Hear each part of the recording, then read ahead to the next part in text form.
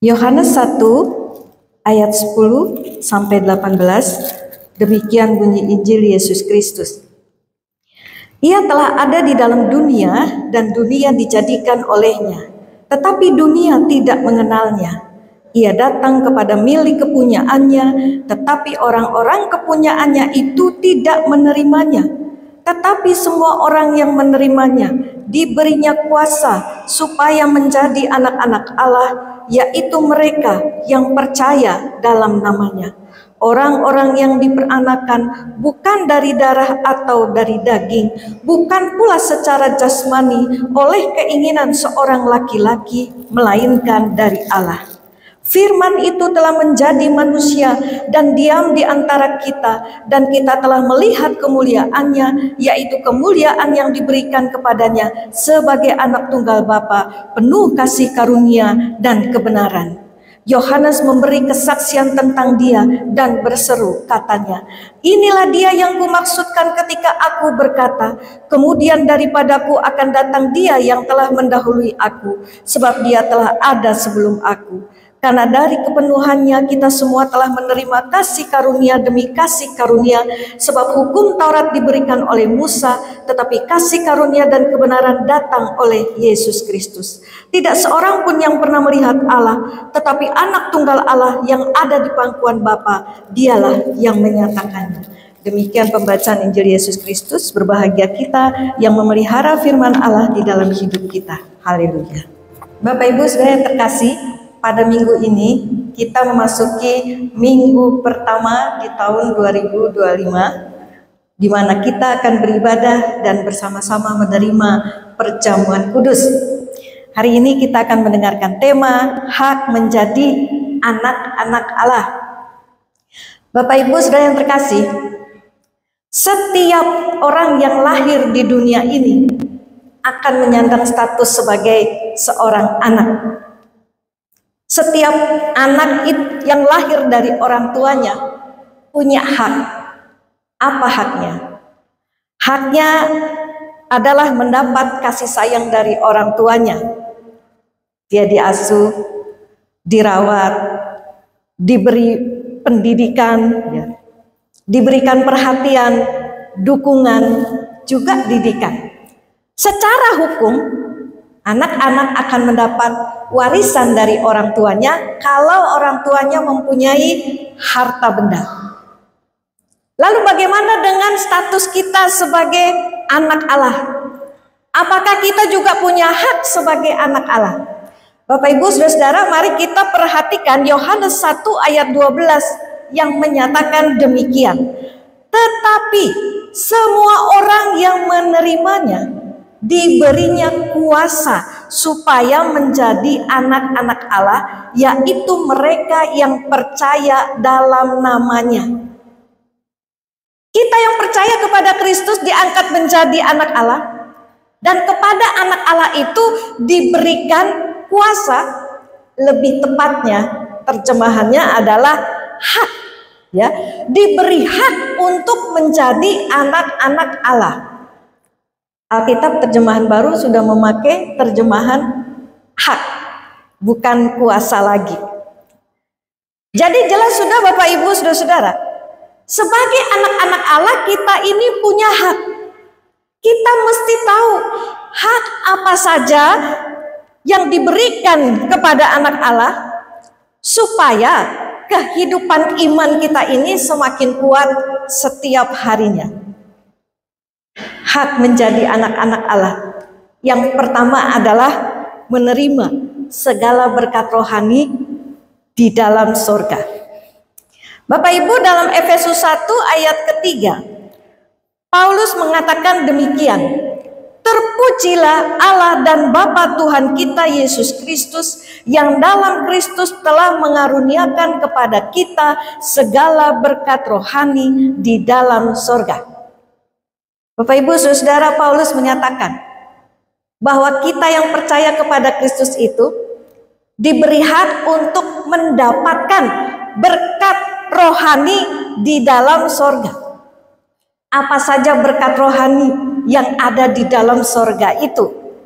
Kepada jemaat Roma, Paulus pernah menuliskan demikian, Roma 8 ayat 17. Dan jika kita adalah anak, maka kita juga adalah ahli waris.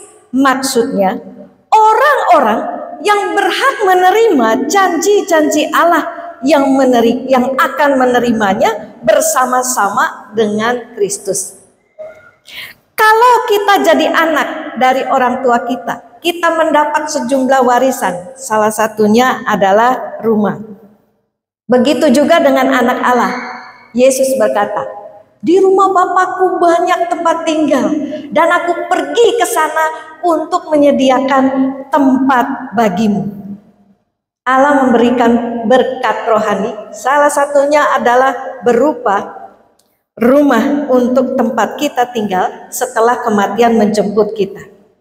Itu berkat sorgawi yang akan kita alami setelah kita ini meninggalkan dunia ini. Lalu, adakah berkat di dalam sorga sana yang bisa kita alami, kita rasakan ketika kita hidup di dunia ini? Ada, Bapak Ibu Saudara. Apa itu? Mari kita perhatikan Efesus 1 ayat 13 sampai 14.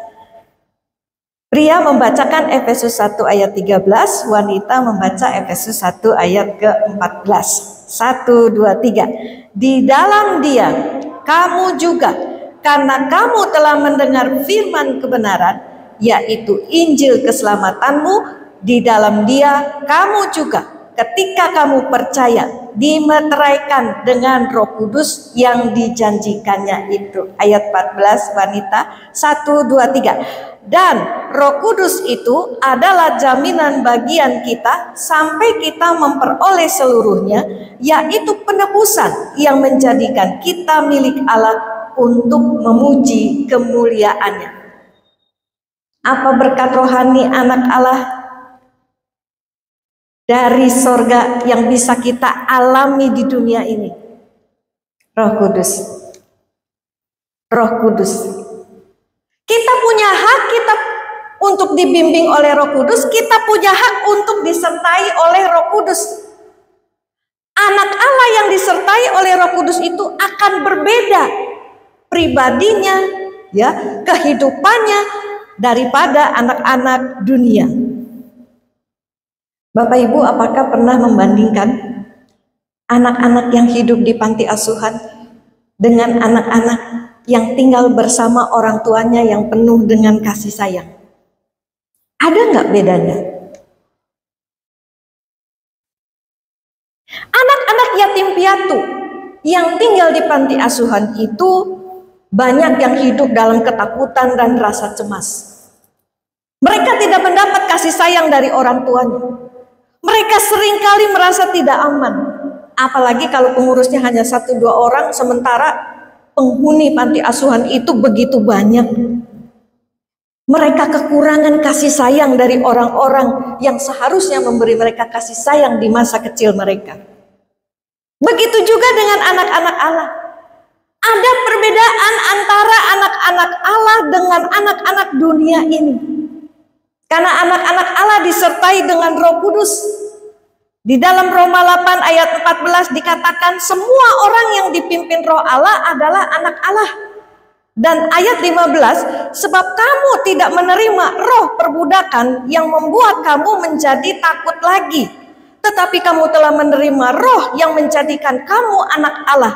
Oleh roh itu kita berseru, ya Aba, ya Bapa. Anak Allah itu tidak hidup seperti anak-anak yatim piatu, karena Yesus tidak pernah meninggalkan kita sebagai yatim piatu. Anak Allah itu tidak akan pernah dibiarkan hidup di dalam ketakutan. Takut mati, takut setan lah, takut masa depan yang tidak pasti, takut sendirian. Anak Allah itu akan dikuatkan Roh Kudus sehingga dia jauh dari rasa takut. Saya beberapa kali mengunjungi lansia dari jemaat GKI Rahmani, juga beberapa jemaat lain yang hidupnya sendirian, tanpa anak, tanpa suami atau istri yang mendampingi mereka. Saya tanya sama mereka, Bapak Ibu tidak takut hidup sendirian di rumah? Apa jawabnya? Saya tidak takut. Ada Tuhan. Ada Tuhan. Begitu jawab mereka. Pernyataan ini keluar dari mulut anak Allah yang menerima berkat rohani di sorga. Imannya itu dikuatkan Roh Kudus sehingga dia tidak ada rasa takut sendirian tanpa anak-anaknya di dalam rumah mendampinginya. Bukannya anak-anaknya tidak sayang ya, tidak mau mendampingi mereka, tapi karena kondisilah yang memang memaksa demikian untuk mereka tinggal sendiri. Bayangkan jika para lansia ini di rumah terus-menerus ketakutan, mereka terus galau, cemas, takut. Nanti kalau ada apa-apa, nggak ada yang tahu saya di rumah sendirian. Ya, misalnya seperti itu saja. Bagaimana mungkin mereka bisa menjalani hidup dengan tenang? Tidak ada sukacita, jangankan mau melayani di gereja, menguatkan saudara seiman, diri sendiri pun di rumah dikuasai oleh ketakutan. Ada para pelajar yang takut tidak mencapai nilai baik dalam mata kuliahnya, takut tidak lulus, takut nilai mereka itu kurang baik sehingga mereka sulit mendapatkan pekerjaan. Perusahaan biasanya akan menilai ya, IPK-nya berapa nih yang melamar nih. Kalau bagus, itu yang ditarik oleh perusahaan. Pada hari Sabtu 29 Desember lalu, Saudari Sena, anak Pak Tama dan Bu Marina bersaksi. Dan saya sangat terkesan sekali dengan kesaksian dia ya. Dia berkata, saya belajar cari Roh Kudus, mencari pimpinan dan pertolongan Tuhan. Beberapa jam ibadah, saat teduh, doa, baca firman, memuji Tuhan. Sebenarnya waktu 2-3 jam yang dihabiskan untuk ibadah, untuk saat teduh itu bisa dipakai untuk mengerjakan tugas-tugas kuliah yang menumpuk. Tapi karena saya cari Tuhan lebih dulu, saya tetap bisa mendapatkan ketenangan dari Tuhan. Saya diberkati dengan berkat rohani dari Tuhan. Apa berkatnya? Justru setelah bertemu Tuhan, saya semangat belajar dan kemampuan mengerjakan atau memahami mata kuliah itu semakin baik ya. Waktu mengerjakan ujian tidak takut sama sekali. Roh Kudus itu bisa memimpin saat mengerjakan ujian kuliah. Ujian kuliah saja tidak takut, apalagi ujian hidup. Pernyataan Sena adalah pernyataan seorang anak Allah yang mengalami berkat rohani di sorga. Roh Kudus membimbing Sena dalam kuliahnya. Padahal kalau secara melihat sejarah kesehatannya ya, mustahil Sena itu bisa dapat nilai A dalam kuliah-kuliahnya. Malah dia bisa mengajari teman-temannya yang tidak mampu memahami penjelasan dosen dan dalam mengerjakan tugas-tugasnya. Bapak Ibu saudara-saudara, Allah itu menyediakan berkat rohani di sorga, yaitu Roh Kudus buat kita anak-anaknya. Kita anak-anak Allah dapat menerima berkat rohani ini dengan menerima bimbingan Roh Kudus. Tapi sayang banyak sekali anak Allah tidak memakai haknya untuk menerima dan mengalami bimbingan Roh Kudus itu. Roh Kudusnya malah diabaikan. Haknya itu tidak diambil. Ada yang tidak mengambil haknya karena tidak mengerti. Ada juga yang tidak mengambil haknya karena kesombongan, merasa diri pandai, sanggup, mampu melakukan segala sesuatunya sehingga tidak membutuhkan bimbingan Roh Kudus. Ada juga yang sudah mengerti tapi malas untuk mencari dan mengejar haknya itu. Maka jadilah dia anak-anak Allah yang miskin. Miskin kehidupan imannya, miskin kehidupan rohaninya, miskin mentalnya, miskin karakternya. Dia tidak kaya dalam kehidupan rohaninya. Dia tidak kuat mentalnya. Dikit-dikit kena mental, dikit-dikit putus asa, ya. minus juga attitude-nya, miskin karakternya, menjadi orang yang tidak tahu berterima kasih, ya, dan banyak putus asa sehingga hidupnya penuh dengan ketakutan dan kepahitan. Bapak Ibu Saudara, terimalah hak kita ini sebagai anak-anak Allah, yaitu menerima kehadiran Roh Kudus saat kita lemah. Ambillah hak kita dari Roh Kudus yang mau membimbing kita dalam kelemahan kita. Saat kita sedih, beri kesempatan pada Roh Kudus itu untuk menghiburkan hati kita. Saat kita tidak punya solusi atas masalah kita, beri ruang bagi Roh Kudus untuk memimpin kita semua dengan hikmat-Nya.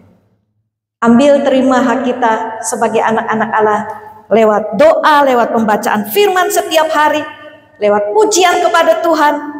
Maka Roh Kudus itu akan menjalankan tugasnya untuk kita sebagai anak-anak Allah. Yang pertama. Yang kedua, saat menjadi anak Allah, kita juga punya hak untuk dimuliakan bersama-sama dengan Kristus. Bapak Ibu Saudara-saudara, Paulus menuliskan hak anak-anak Allah lainnya dalam Efesus 1 ayat 12. Di situ dikatakan, supaya kami yang sebelumnya telah menaruh harapan pada Kristus boleh menjadi puji-pujian bagi kemuliaannya. Anak-anak Allah itu punya hak untuk dimuliakan bersama dengan Kristus. Saudara, apakah memahami pernyataan dimuliakan bersama Kristus? Saat kematian kita tiba, anak Allah yang dimuliakan bersama Kristus akan menerima kebangkitan dan akan hidup dalam kemuliaan Kristus. Bagaimana dengan kita yang hidup di dunia?